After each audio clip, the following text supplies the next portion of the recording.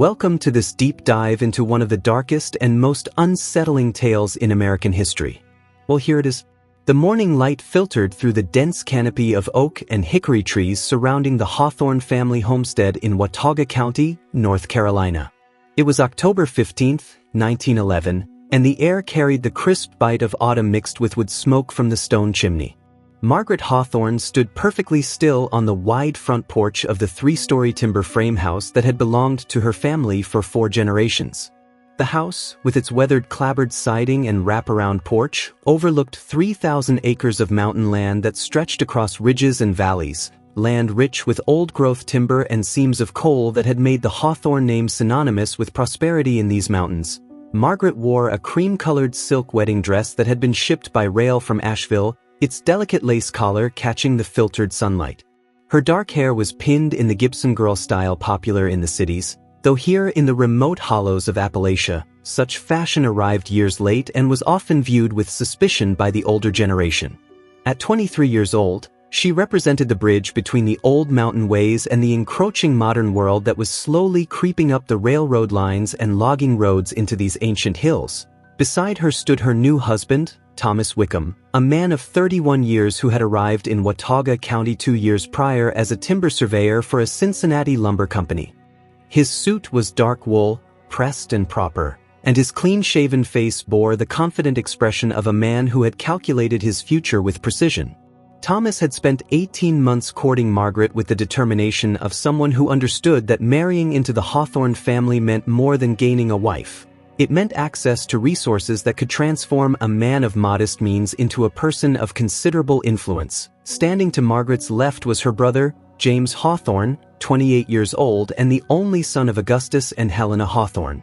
James wore his Sunday suit, black as coal dust, and his face bore the weathered look of a man who spent his days writing property lines and negotiating with timber crews. His hands, calloused and strong, hung at his sides with visible tension. While Margaret and Thomas smiled for the photographer's lens, their expressions carefully composed for posterity, James's gaze told a different story entirely. The photographer, Elias Blackburn, had traveled 2 days from Boone with his camera equipment loaded on a mule train.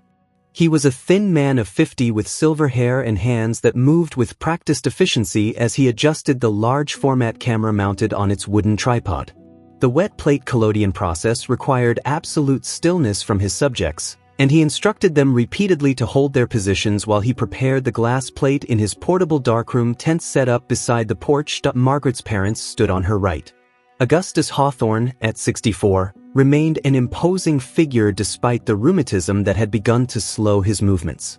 His beard was full and gray, his eyes still sharp beneath heavy brows. He had built the family fortune through shrewd management of their timber holdings and by securing mineral rights before the coal companies fully understood the wealth buried beneath these mountains. Helena Hawthorne, 59, wore black taffeta despite the occasion, still in partial mourning for her younger sister who had died the previous winter from pneumonia. Her face was lined with the hardships of mountain life, but her posture remained ramrod straight, a testament to her Virginia boarding school education. The positioning of the family members was not accidental. Augustus had arranged everyone with deliberate care, understanding that this photograph would become a historical document, a record of the moment when the Hawthorne legacy passed into new hands. Margaret stood at the center, the fulcrum upon which the family's future balanced. Thomas, as her husband, now held legal claim to any property that passed to Margaret through inheritance. James stood apart, physically present but emotionally isolated, his jaw set in a hard line that spoke of barely contained anger. As Elias disappeared beneath the black cloth draped over his camera, James's eyes shifted. While everyone else maintained their composed expressions, looking directly into the lens as instructed, James's gaze moved deliberately to Thomas. It was a look of such intensity, such barely suppressed fury, that it seemed to cut through the autumn air like a blade. His eyes held no brotherly affection, no joy for his sister's happiness. Instead, they burned with the knowledge of betrayal, with the understanding that this marriage represented the dismantling of everything he had worked to preserve. The exposure required 30 seconds of absolute stillness. During those 30 seconds, the mountain breeze carried the scent of turning leaves and distant wood fires. A crow called from the oak tree that shaded the family cemetery plot where 3 generations of hawthorns rested beneath hand-carved headstones. The sun climbed higher above Grandfather Mountain, visible in the distance as a blue-gray silhouette against the October sky. When Elias finally emerged from beneath the cloth and announced that the exposure was complete, the family held their positions a moment longer, as if frozen not just by the photographer's instruction but by the weight of what this moment represented. Then Augustus cleared his throat, and the spell broke. Margaret relaxed her shoulders, Thomas reached for her hand, and James turned away from the group, walking to the porch railing to stare out at the mountains that had been his birthright. The wedding ceremony had taken place 3 hours earlier in the parlor of the Hawthorne House, conducted by Reverend Samuel Breckenridge of the Watauga Valley Methodist Church. 47 people had attended, filling the house with the smell of their wool clothing and the sound of their boots on the pine floors. The ceremony itself had been brief and traditional, with Margaret speaking her vows in a clear voice while Thomas's responses carried the confidence of a man who had achieved his objective. James had stood as a witness, as family duty required, but his participation had been minimal. He did not smile during the ceremony. He did not offer the customary congratulations afterward. When Augustus had toasted the couple with apple brandy distilled on the property, James had raised his glass but not drunk, setting it down untouched on the mantelpiece before walking outside to escape the congratulatory atmosphere. The source of James's fury was known to everyone in the family, though it remained unspoken in polite company. 3 weeks earlier, Augustus had summoned both his children to his office, the wood-paneled room on the first floor where he conducted all family business. There, with Helena present as witness, he had revealed the contents of his will. The document had been drafted by lawyers in Boone and reflected both Augustus's wishes and the legal realities of 1911 America. The bulk of the estate, including the main house and 2,000 acres of the most valuable timber and mineral land, would pass to Margaret upon Augustus's death. This was not because Augustus favored his daughter over his son, but because of a complex series of financial circumstances that had been building for 3 years. James, in his role as manager of the family's logging operations, had made a series of decisions that Augustus considered reckless. He had invested heavily in new equipment, expanded operations too quickly, and taken loans against future timber sales that left the family overextended during a period when lumber prices had fallen due to increased competition from operations in the Pacific Northwest. Augustus viewed these decisions as evidence that James lacked the judgment necessary to preserve the family fortune. James viewed them as necessary risks in a changing economy, investments that would pay dividends in the coming years when the coal mining operations expanded and required more infrastructure. The disagreement had created a rift between father and son that had widened over months of increasingly bitter arguments. The decision to leave the primary inheritance to Margaret was Augustus's solution to a problem that had no easy answer. He believed that Thomas, with his experience in large-scale timber operations and his connections to capital in Cincinnati, would provide the steady hand necessary to guide the family business into the 20th century. He believed that Margaret, who had always been his favorite despite any pretense otherwise, deserved security and prosperity. And he believed that James needed to learn humility, to understand that legacy was not guaranteed but earned. For James, however, the decision represented a betrayal that cut deeper than any business dispute. He had spent 10 years working alongside his father, learning every aspect of the timber and mineral operations.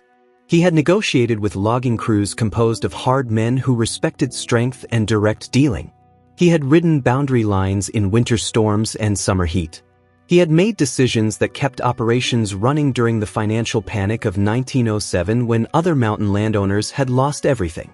And now, because of disagreements over strategy and perhaps because of his father's growing conservatism as age advanced, all of that work meant nothing. The remaining 1,000 acres would be divided between James and several smaller bequests to cousins and loyal employees. It was not an insignificant inheritance, but it was a fraction of what James had expected, what he believed he had earned through years of labor and devotion.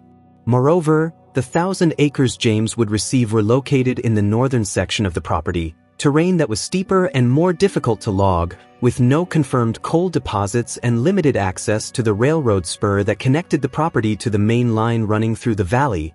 Margaret had not wanted this outcome. She loved her brother and recognized his contributions to the family business. When Augustus had revealed his intentions, she had argued for a more equitable division, suggesting that the estate be split evenly or that James receive the larger share in recognition of his greater involvement in daily operations. But Augustus had been adamant. His decision was final, and it would stand as written. Thomas, for his part, had made his intentions clear from the beginning of his courtship. He was attracted to Margaret certainly. She was intelligent and cultured, with a quiet strength that appealed to him. But he had also been transparent about his interest in the Hawthorne holdings. He had told Augustus directly that he saw potential in the property that was not being fully realized, that with proper capital investment and modern management techniques, the timber operations could triple their output while the coal rights could be developed into a significant revenue stream. Augustus had appreciated Thomas's honesty and his vision. He had seen in this outsider the business acumen that he felt his own son lacked. Now, standing on the porch as Elias Blackburn carefully loaded his exposed glass plate into a protective case, the Hawthorne family existed in a state of suspended conflict. The marriage had occurred. The inheritance was decided. But the consequences of these decisions had yet to fully unfold. The portrait would capture this moment forever, freezing in silver nitrate and gelatin the exact instant when the family's future hung in balance. Augustus placed his hand on Margaret's shoulder, a gesture of paternal affection and approval. Helena stood beside her husband with the stoic expression of a woman who had learned long ago that men made decisions and women lived with the consequences, regardless of their own opinions on the matter. Thomas smiled with the satisfaction of a man whose careful planning had yielded precisely the result he desired. And Margaret, caught between love for her brother and duty to her new husband, maintained her composed expression while her eyes betrayed a deep sadness that she could not fully conceal. James remained at the porch railing, his back to the family now, his hands gripping the worn wood with enough force that his knuckles showed white. He stared at the mountains that rose in endless succession toward the Tennessee border, mountains that held timber and coal and limestone, resources that represented not just wealth but identity, heritage, and purpose. Those mountains had been in Hawthorne hands since 1794, when his great-great-grandfather had received a land grant for service in the Revolutionary War. For generations had walked these ridges, buried their dead in the family plot, and passed their knowledge and their legacy from father to son. Now that legacy would pass through Margaret to Thomas, a man who had no blood connection to these mountains, who had arrived as an outsider and would leave as an owner. James understood business and he understood the law. Once Margaret inherited, Thomas would have legal control over her property through the doctrine of coverture, which granted husbands authority over their wives' assets. Any decisions about the land, the timber operations, the coal rights, would be Thomas's to make. James would have no voice, no influence, no role beyond managing whatever small operation he could establish on his 1,000 acres of marginal land. The wedding breakfast had been laid out in the dining room, prepared by Helena and the two women who helped with housework and cooking. There were biscuits and ham, eggs and grits, apple butter preserved from last year's harvest, and coffee strong enough to cut through the morning chill. The guests ate and talked, filling the house with the sound of mountain voices, the distinctive accent of Appalachia that blended Scots-Irish and German influences into something uniquely American. Thomas moved through the gathering with easy confidence, shaking hands and accepting congratulations. He had spent 2 years building relationships in Watauga County, understanding that success in these mountains required more than capital and business plans. It required acceptance by the community, respect from the men who worked the logging crews and operated the sawmills. He had been careful to show deference to local customs while subtly introducing himself as someone who brought valuable expertise from the world beyond these ridges. Margaret stood beside her husband, playing her role as the new Mrs. Wickham, but her eyes kept returning to James. She had tried to speak with him before the ceremony, had attempted to explain that she had not sought this outcome, that she had argued against their father's decision. James had listened without responding, his face carved from stone, and when she finished he had simply walked away without a word. That silence hurt more than any accusation could have. Among the wedding guests was Caleb Morrison, 42 years old and the foreman of the Hawthorne logging operations. Caleb had worked for Augustus for 20 years, starting as a sawyer and rising through merit and hard work to a position of authority. He was a man of few words but considerable intelligence, someone who understood both the technical aspects of logging and the complex personal relationships that governed work in these mountains. Caleb had watched James grow from a boy into a man, had taught him how to read the grain of timber and how to negotiate with the independent-minded men who made their living in the woods. He respected James's abilities even when he disagreed with his methods. Caleb found James standing alone near the cemetery plot, smoking a cigarette and watching the morning mist burn off the lower valleys. The older man approached quietly, his boots making soft sounds on the frost-stiffened grass. He stood beside James for a long moment before speaking. The conversation between them was brief but significant. Caleb reminded James that Augustus was 64 years old and in declining health, that the inheritance might not transfer for years, that circumstances could change. He suggested that James focus on managing his 1,000 acres well, proving through results rather than arguments that he possessed the judgment his father doubted. He pointed out that Thomas was an outsider who would need guidance from someone who truly understood these mountains, and that James was positioned to provide that guidance if he chose to do so rather than allowing anger to dictate his actions. James listened without responding, his eyes fixed on the distant mountains. When Caleb finished speaking, James dropped his cigarette and ground it into the earth with his boot heel. He thanked Caleb for his counsel, but his tone suggested that forgiveness and cooperation were not possibilities he was prepared to consider. The rift in the Hawthorne family was not a temporary dispute to be smoothed over with time and good intentions. It was a fundamental break that would shape everything that followed. As the morning progressed and the photographer completed his work, loading his equipment for the journey back to Boone, the wedding celebration continued without James's participation. He remained outside, eventually saddling his horse and riding north toward his future property lines, needing to escape the suffocating atmosphere of forced congratulations and false optimism. The October wind carried the smell of turning leaves and coming winter, and James rode into that wind as if he could outrun the knowledge that his world had irrevocably changed. Winter arrived early in the mountains that year, with the first significant snow falling in mid-November and temperatures dropping below freezing for extended periods. The logging operations slowed as they always did during the coldest months, with crews focusing on maintenance work and planning for the spring season when the ice roads would allow them to move heavy timber from the high ridges to the sawmill near the railroad spur. Thomas Wickham wasted no time in establishing himself as the future manager of the Hawthorne holdings. Though the property technically still belonged to Augustus, the old man's declining health made it clear that transition was imminent. Augustus suffered from increasingly severe attacks of rheumatism that left him bedridden for days at a time, unable to walk without assistance or to hold a pen without pain. His doctor, traveling from Boone once a month, prescribed laudanum for the pain and predicted that Augustus might have 2 years remaining if he avoided physical exertion and stress. Thomas moved into the Hawthorne house with Margaret, occupying the large bedroom on the second floor that had been prepared for them. The room overlooked the property to the east, providing a view of the lower timber stands and the road that led down to the valley. Thomas spent his days in Augustus's office, studying maps and ledgers, reviewing contracts and mineral surveys. He met with Caleb Morrison multiple times each week, learning the details of operations and beginning to formulate plans for expansion and modernization. Margaret tried to maintain connections with James, visiting his cabin on his northern property section twice during November. James had moved out of the main house the day after the wedding, choosing to establish his own residence even though the inheritance transfer had not yet occurred. The cabin was small and roughly furnished, previously used as a line shack for loggers working the remote sections. James had added a stove and basic furniture, creating a Spartan existence that reflected his rejection of the main house and everything it represented. During Margaret's visits, James was polite but distant.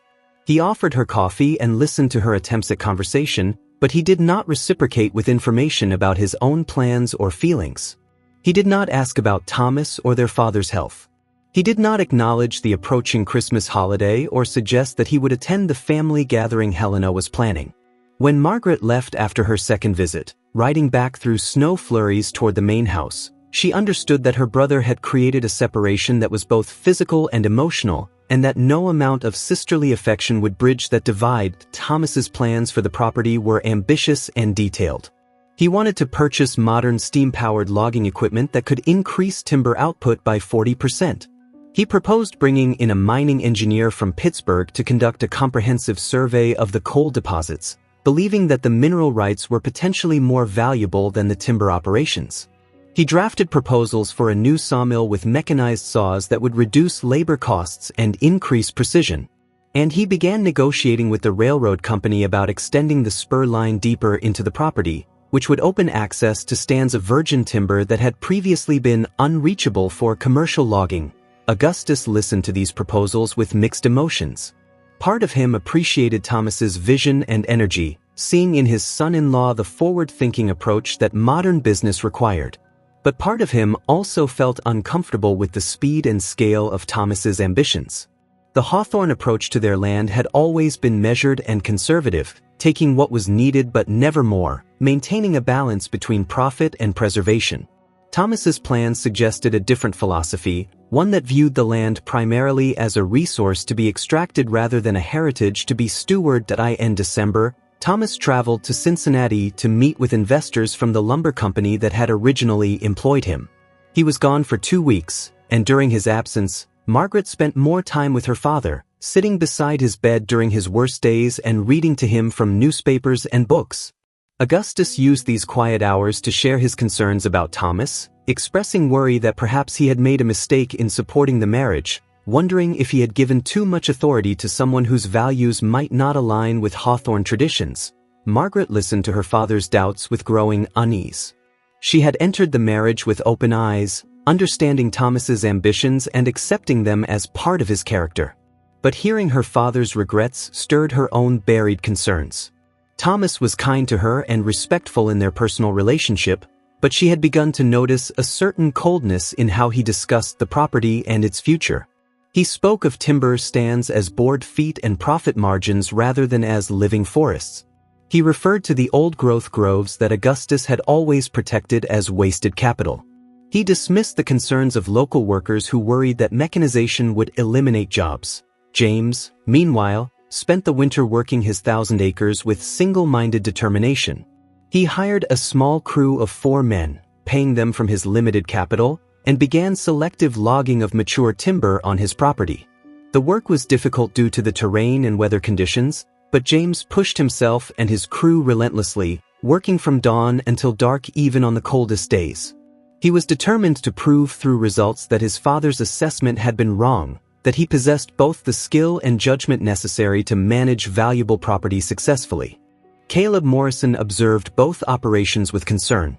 He watched Thomas planning expansions that would require debt financing and increased production quotas that might strain both equipment and men. He watched James driving himself toward exhaustion, taking risks in dangerous conditions that could result in injury or death. The foreman found himself caught between his loyalty to the Hawthorne family and his professional assessment that both approaches contained serious flaws. In January, Augustus's health took a serious turn. He contracted pneumonia during a cold snap, and for 3 days his survival was uncertain. Helena summoned both Margaret and James to his bedside, believing that her husband might not recover. James came reluctantly, standing at the edge of the room while Margaret held their father's hand and Helena prayed.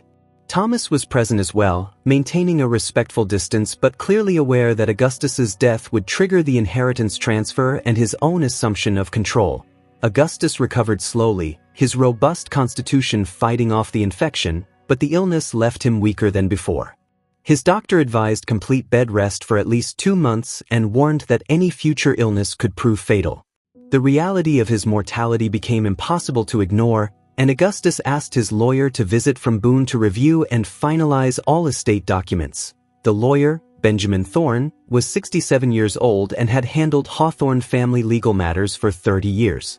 He arrived in late January, traveling by sleigh due to snow conditions, and spent 3 days reviewing documents with Augustus.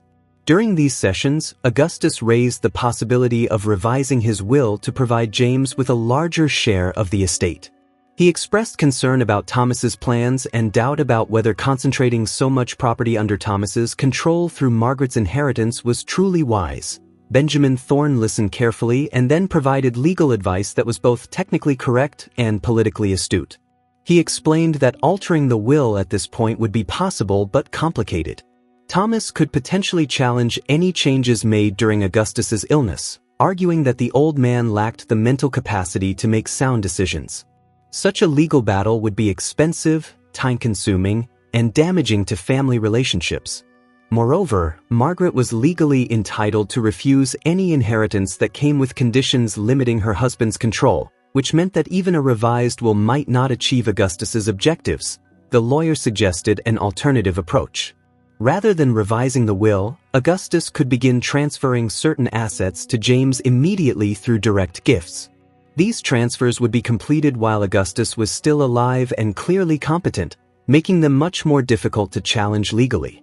The gifts could include specific timber stands, mineral rights to certain sections, or cash payments that would provide James with capital to expand his own operations. Such transfers would reduce the size of Margaret's eventual inheritance but would accomplish Augustus's goal of providing James with greater resources. Augustus spent several days considering this advice.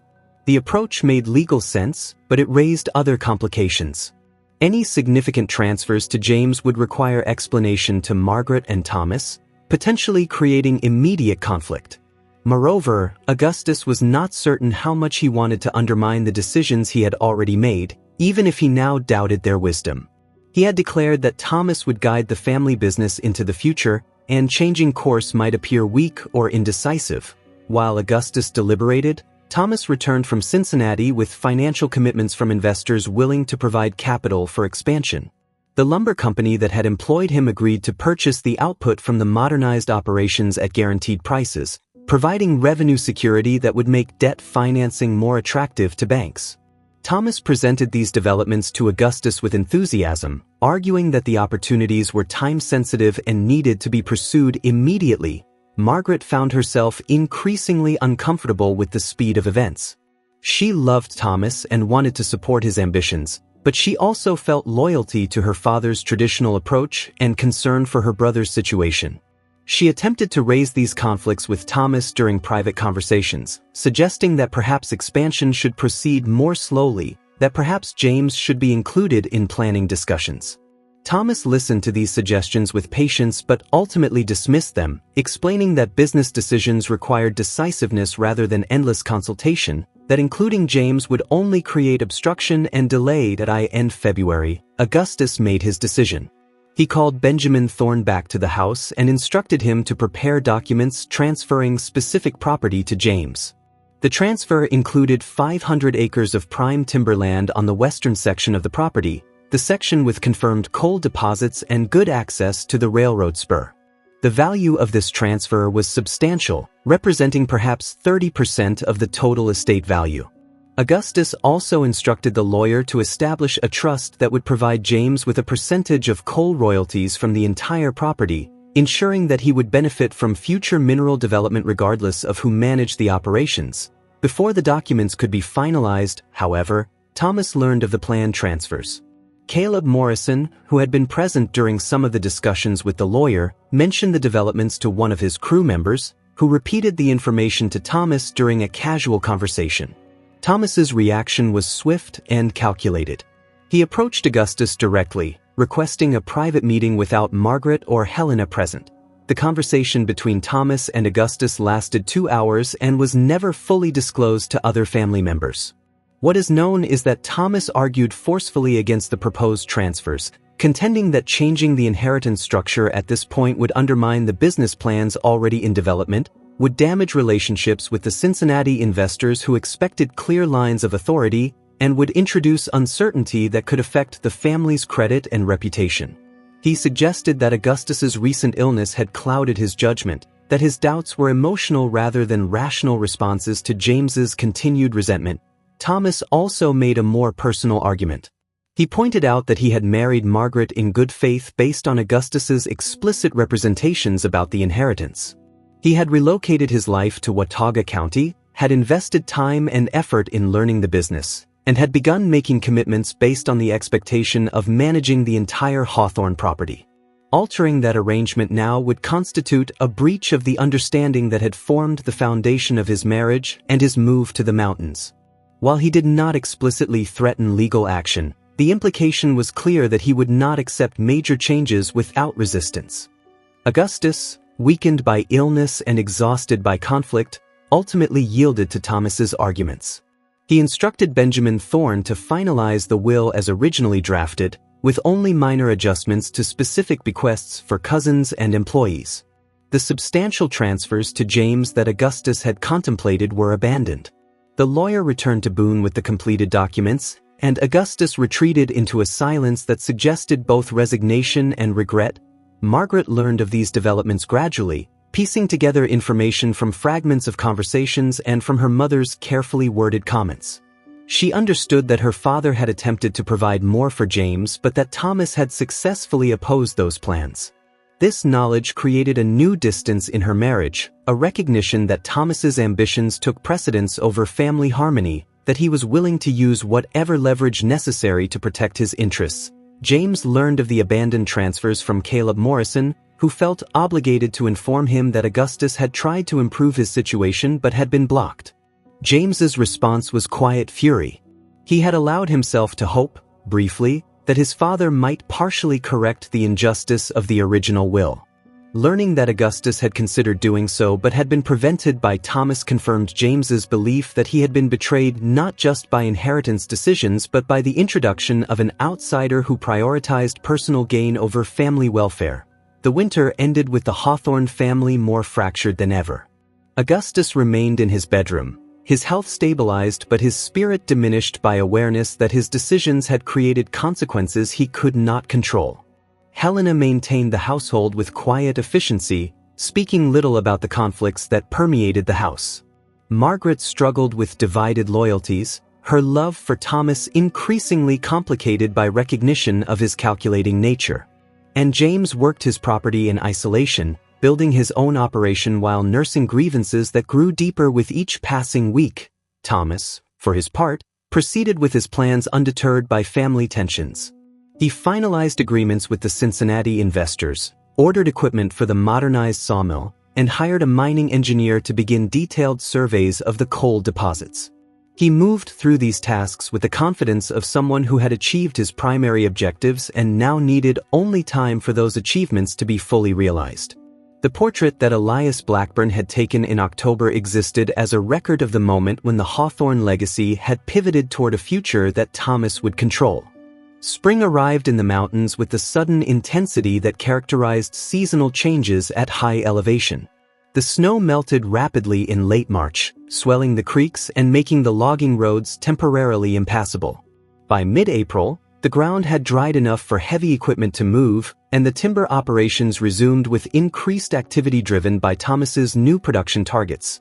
The modernized sawmill became operational in early May. Thomas had invested $12,000 in new equipment, money borrowed against future timber sales and backed by guarantees from the Cincinnati Lumber Company. The steam-powered saws could cut twice as fast as the old water-powered equipment, and the mechanization reduced the crew size needed for mill operations from 16 men to 8. The displaced workers found themselves unemployed in a region where alternative opportunities were scarce. Caleb Morrison raised concerns about the layoffs, pointing out that the affected men had families to support and that their dismissal would create resentment in the community. Thomas acknowledged the hardship but argued that modernization always involved short-term dislocations that led to long-term benefits. He suggested that the increased timber output would eventually create new jobs in other areas of the operation. Caleb's expression suggested he did not find this argument persuasive, but he understood that his role was to implement decisions rather than make them. The coal survey conducted by the Pittsburgh engineer revealed deposits more extensive than previous estimates had suggested. The engineer's report indicated that the western section of the property, including the 500 acres that Augustus had considered transferring to James, contained high-quality bituminous coal in seams thick enough for profitable underground mining. The engineer estimated that full development of these deposits could generate annual revenues exceeding the total income from timber operations. Thomas shared this report with Margaret and Augustus, emphasizing that his vision for the property's future had been validated by professional analysis. He proposed moving forward immediately with mine development, arguing that coal mining represented the future of Appalachian economics and that the Hawthorne family should position itself to benefit from that transition. Augustus listened to this presentation with visible discomfort, understanding that coal mining would fundamentally transform the property and the family's relationship with their land. Helena expressed opposition to coal mining more directly than Augustus. She had grown up in the mountains and understood the environmental and social costs that mining imposed on communities. She pointed out that underground mining created dangerous working conditions that led to frequent injuries and deaths. She noted that coal operations polluted streams and left scars on the landscape that could never be fully repaired. She questioned whether the pursuit of maximum profit justified such consequences. Thomas responded to Helena's objections with patience but firmness. He explained that coal mining throughout Appalachia was inevitable regardless of what the Hawthorne family decided, that if they did not develop their deposits, someone else would eventually acquire the mineral rights and do so. He suggested that by controlling the mining operations themselves, the family could ensure higher safety standards and greater environmental care than outside companies might provide. This argument had superficial plausibility but ignored the reality that economic pressures would likely force the same corners to be cut regardless of ownership. In June, Augustus suffered another serious health setback. The rheumatism that had plagued him for years suddenly worsened, spreading to his major joints and leaving him almost completely immobile. The pain was severe enough that even increased doses of laudanum provided only partial relief. His doctor advised that the deterioration was progressive and irreversible, that Augustus might have 6 months of meaningful consciousness remaining before the condition rendered him incapacitated. This prognosis forced decisions that had been postponed. Thomas argued that business plans could not remain on hold indefinitely, that the coal development needed to proceed to satisfy investors and lenders who had provided capital based on projected revenues. He proposed that Augustus sign documents authorizing Thomas to act as manager of all Hawthorne properties immediately, rather than waiting for the inheritance transfer that would occur at Augustus's death. This arrangement would provide legal clarity and allow operations to proceed without constant reference to a dying man who could barely hold a pen. Margaret opposed this suggestion, arguing that it effectively disinherited her while her father still lived, that it gave Thomas control before the inheritance actually transferred. She pointed out that if Augustus died before she officially inherited, Thomas would be managing property he did not technically own and to which he had no legal claim except through her future inheritance. Thomas responded that these were technical concerns that could be addressed through proper legal documentation, that the substance of the arrangement simply reflected reality rather than changing it. Benjamin Thorne returned to draft the management documents that Thomas requested. The lawyer spent considerable time explaining to Augustus the implications of what he was signing, ensuring that the old man understood that he was effectively relinquishing control over property he still owned. Augustus signed the documents after several days of consideration, motivated partly by his incapacity to actively manage operations and partly by exhaustion with conflict. He had set events in motion with his original will, and he no longer had the energy to resist their logical conclusion. James learned of this transfer of management authority through Caleb Morrison and responded with action rather than protest. In late June, he filed a lawsuit in the Watauga County Courthouse challenging the validity of Augustus's original will. The legal filing argued that Augustus had been under undue influence from Thomas when making his estate decisions, that the inheritance structure unjustly disinherited a son who had devoted years to building the family business, and that Augustus's declining mental capacity during recent months raised questions about his competence to make binding legal decisions. The lawsuit shocked the family and created an immediate crisis. Thomas responded by hiring lawyers from Asheville, more experienced in complex litigation than Benjamin Thorne, to defend against James's challenge. Margaret found herself caught between her husband and her brother, unable to support either side without betraying the other. Helena withdrew further into silence, maintaining the household but refusing to comment publicly on the legal battle. And Augustus, confined to his bed and increasingly sedated for pain management, could only watch as his family destroyed itself over his legacy. The local community observed these developments with intense interest. The Hawthorne family had been prominent in Watauga County for generations, and their internal conflict became the subject of constant speculation and gossip. Opinion divided along various lines, with some supporting James's claim that a son deserved primary inheritance while others argued that Augustus had the right to dispose of his property as he saw fit. The involvement of Thomas, still viewed by many as an outsider despite 2 years of residence, added complexity to public opinion, with suspicions that he had manipulated circumstances for personal gain. The legal process moved slowly through summer and into fall. Depositions were taken, documents were reviewed, and witnesses were questioned. James's lawyers attempted to demonstrate a pattern of undue influence by Thomas, pointing to the timing of his courtship, his business proposals, and his intervention to prevent Augustus from transferring property to James in February. Thomas's lawyers countered that marriage and business ambition did not constitute undue influence, that James's lawsuit represented nothing more than sour grapes from someone whose financial mismanagement had lost his father's confidence. During this period, the timber operations continued under Thomas's management, but tensions ran high.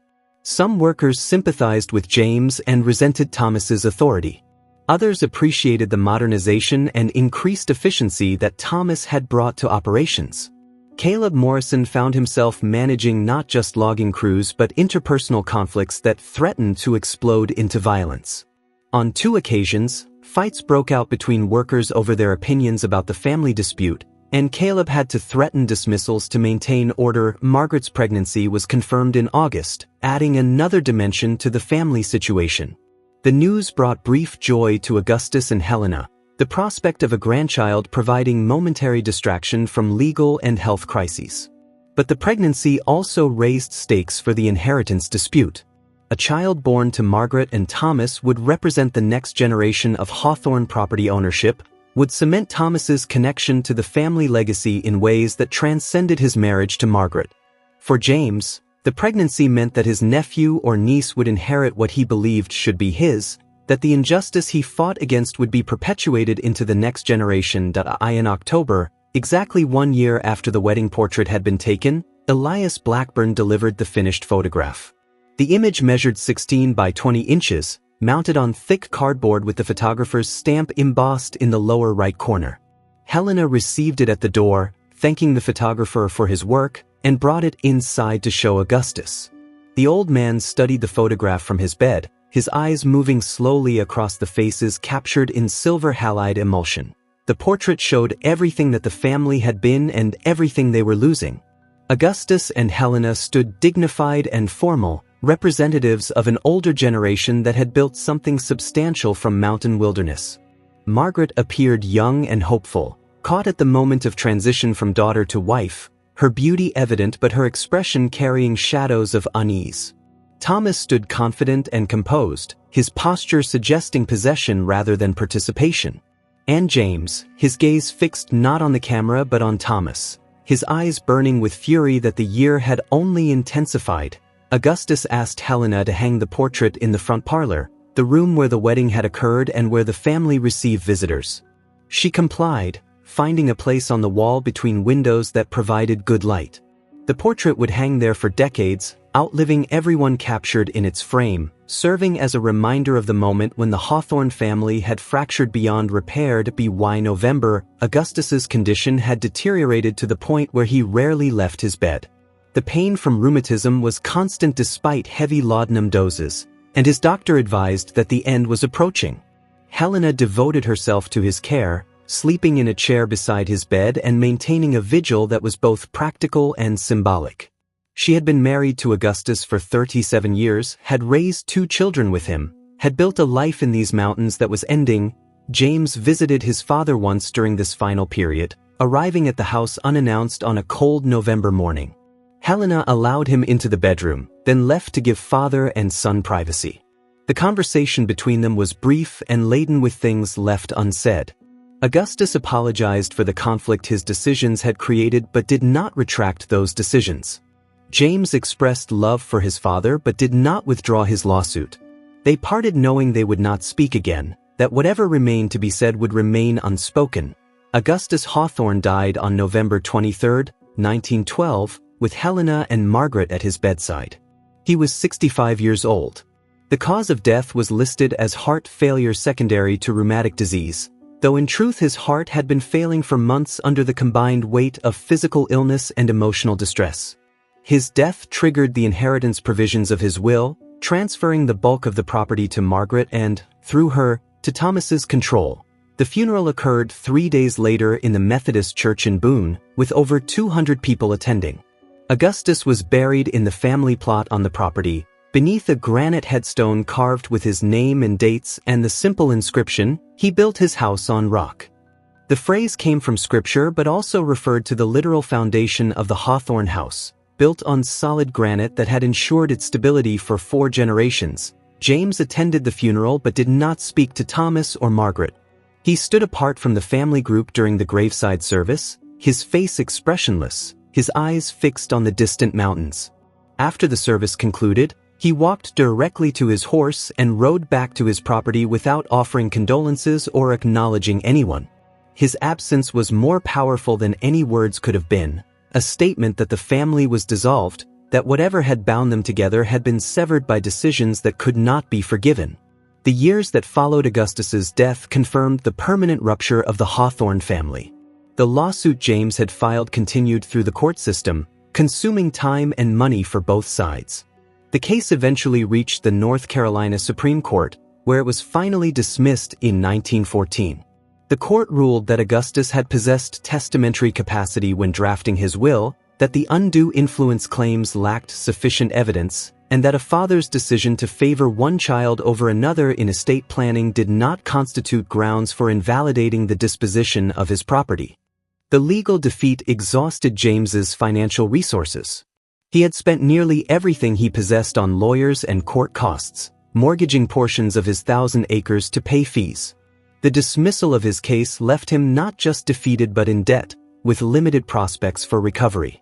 The coal deposits he had hoped might be discovered on his property proved non-existent, and his timber stands, while valuable, were insufficient to generate the kind of income necessary to rebuild what he had lost. Thomas proceeded with development plans that transformed the Hawthorne property fundamentally. Coal mining operations began in earnest in 1915, with shaft openings carved into the western hillsides and company housing constructed for miners near the railroad spur. The underground work was dangerous and difficult, resulting in injuries and deaths that were treated as unavoidable costs of extraction. The streams that drained the mining area developed the orange-brown discoloration characteristic of acid mine drainage, and the forest surrounding the operations was cleared to provide timber for tunnel supports and surface structures. Margaret gave birth to a daughter in March 1913, a girl they named Elizabeth after Thomas's mother. The pregnancy and delivery were difficult, and the doctor advised that future pregnancies would be risky. Margaret devoted herself to motherhood with an intensity that perhaps reflected her discomfort with other aspects of her life. She had achieved material comfort and social position through her marriage, but she had lost her brother and her father, had watched her family's legacy transformed into something she barely recognized. Helena remained in the main house, occupying her bedroom and maintaining her routines, but she became increasingly withdrawn. She attended church regularly and managed household affairs efficiently, but she participated minimally in social activities and avoided discussion of business matters. Her relationship with Thomas was polite but cold, with both understanding that circumstances had forced them into cohabitation rather than choice bringing them together. Helena understood that Thomas had not caused Augustus's death but believed that his ambitions had accelerated it, had placed pressures on a sick man that had shortened his life. Caleb Morrison continued as foreman of the timber operations until 1916, when he resigned due to disagreements with Thomas over safety practices and production quotas. Caleb had spent 26 years working for the Hawthorne family, and his departure represented another severing of connections to the operation's traditional character. He moved to Tennessee and found work with a smaller lumber company, leaving behind the mountains he had known his entire life. James struggled through the years following the lawsuit's dismissal, working his property with diminishing resources and fading hope. The isolation of his life became almost complete. He rarely came to town, avoided social contact, and focused entirely on extracting what value he could from his limited holdings. Former friends and associates stopped visiting when their attempts at conversation met with silence or hostility. The brother Margaret remembered from childhood, energetic and engaged, had been replaced by someone harder and more bitter, someone shaped by loss and resentment. In 1917, the United States entered the Great War, and the timber operations expanded rapidly to meet military demand for wood products. Prices for lumber increased dramatically, and production quotas at the Hawthorne sawmill reached levels that would have seemed impossible just 5 years earlier. Thomas hired aggressively, bringing in workers from outside the region and driving operations at maximum capacity. The financial returns were substantial, validating his modernization investments and providing capital for continued expansion. The coal mining operations also increased during the war, with military contracts driving demand for fuel. The mines operated around the clock, with 3 shifts working the underground seams. Accidents occurred with disturbing frequency, including a collapse in 1918 that killed 4 miners and injured 7 others. Thomas implemented minimal safety improvements after this incident, sufficient to avoid legal liability but insufficient to address the fundamental dangers of the working conditions. Margaret became pregnant again in 1918 despite medical advice against it. The pregnancy was troubled from the beginning, with complications requiring extended bed rest. In November 1918, the same month the armistice ended the war in Europe, Margaret gave birth to a son they named Augustus after her father. The delivery caused severe hemorrhaging that nearly killed her. She survived but remained weak for months afterward, never fully recovering the vitality she had possessed before. Helena helped care for both Elizabeth and the infant Augustus, finding purpose in her grandchildren that she could not find elsewhere in her reduced life. The children provided connection to the future and reminded her of better times, of the family as it had been before conflicts over inheritance and property had destroyed relationships. She told the children stories about their grandfather and about the history of the Hawthorne family in these mountains, stories that Thomas tolerated but did not encourage. James never met his niece and nephew. The complete estrangement from Margaret meant that he had no contact with her children or involvement in their lives. This separation pained Margaret more than anything else in the entire conflict. She had hoped that perhaps the birth of children might soften her brother's anger, might create an opening for reconciliation. But James made no effort to reach out, and Margaret's attempts to contact him through intermediaries were rebuffed. In 1920, the post-war economic adjustment caused timber and coal prices to decline sharply. The Hawthorne operations, geared for maximum production and carrying substantial debt from expansion investments, suddenly faced financial pressure. Thomas responded by cutting wages and increasing work hours, creating labor unrest that in other parts of Appalachia was leading to violent strikes. A union organizer appeared in Watauga County in the summer of 1920, attempting to organize the coal miners, and Thomas had him arrested for trespassing and escorted out of the county by sheriff's deputies. The economic difficulties of the early 1920s forced Thomas to acknowledge that some of his expansion had been premature and excessive. He scaled back mining operations, reducing employment and closing some of the less profitable shaft openings. He refinanced debt on less favorable terms, accepting higher interest rates to avoid default. The period confirmed that Augustus's cautious approach to property management had contained wisdom that Thomas's confidence had dismissed. That James's 1,000 acres provided him with marginal existence during these same years. He operated essentially alone, unable to afford hired help, doing all the work himself. The physical demands of logging without assistance aged him prematurely, leaving him lean and weathered at 40 years old, looking like someone much older. He sold timber when he could get decent prices and survived on minimal income during periods when prices did not justify the cost of extraction. In 1923, Helena died of influenza at age 71. She had remained healthy until a sudden illness struck in January, developing into pneumonia that her body could not fight. Margaret sat with her mother during the final days, and Helena used her last conscious hours to express regret about the family's fractured state. She made Margaret promise to try again to reach out to James, to attempt reconciliation even if it seemed hopeless. Margaret made that promise, though both women understood that James's wounds were too deep for healing. Helena was buried beside Augustus in the family plot, beneath a headstone that matched his in size and style. The funeral was smaller than Augustus's had been, reflecting Helena's more private nature and the reduced social position of the family following years of conflict and economic difficulty. James did not attend his mother's funeral, an absence that shocked the community and confirmed the completeness of his estrangement. Margaret wrote to him afterward, describing their mother's final days and expressing hope that they might meet to discuss their shared grief. James did not respond to the letter. The 1920s brought gradual economic recovery and modest prosperity to the Hawthorne operations. Thomas proved adaptable enough to survive the difficult years and position the business to benefit from improving conditions. The timber operations stabilized at sustainable production levels, and the coal mining continued profitably if not spectacularly. The debt accumulated during expansion was gradually reduced, and the family's financial position strengthened. Margaret devoted herself to raising Elizabeth and Augustus, finding in motherhood a purpose that her marriage increasingly failed to provide. Thomas was not unkind to her, but he was absent emotionally in ways that became more apparent as years passed. He lived for his work, for the management of operations and the pursuit of profit, and had little capacity for emotional intimacy or family connection beyond surface civility. Margaret understood that she had married a man whose primary relationship was with ambition, whose love for her had always been secondary to his love for what she represented in terms of property and position. Elizabeth grew into a thoughtful, quiet child who resembled her grandmother Helena. Augustus was more energetic and outgoing, displaying some of his grandfather's confidence and presence. Margaret told both children about their Uncle James, describing him as someone who had been hurt by family decisions and who deserved compassion despite his absence. The children listened to these stories without fully understanding them, but the stories planted seeds that would eventually influence their own choices. In 1927, James's cabin burned to the ground under circumstances that were never fully explained.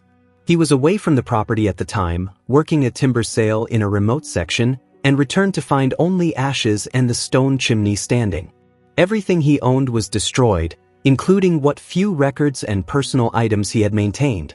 The local fire marshal investigated but could reach no definitive conclusion about whether the fire was accidental or deliberately set. James rebuilt a smaller cabin on the same site, using salvaged materials and working alone. The new structure was minimal and functional, reflecting both his reduced circumstances and his lack of concern for comfort. He continued his isolated existence, but the fire seemed to break something fundamental in his spirit.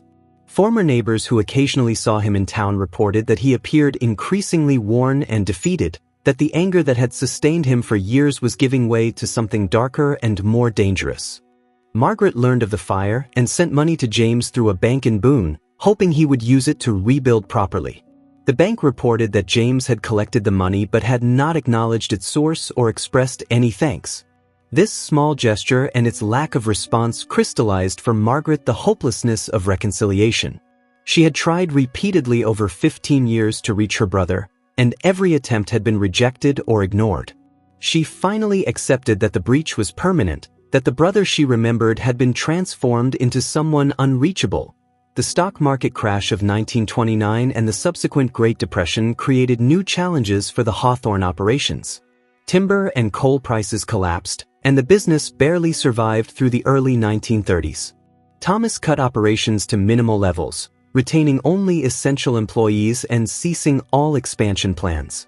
The Depression years tested every assumption about property management and business strategy, revealing that neither Augustus's conservatism nor Thomas's aggressiveness provided guaranteed security against economic forces beyond anyone's control. James's situation during the Depression became truly desperate.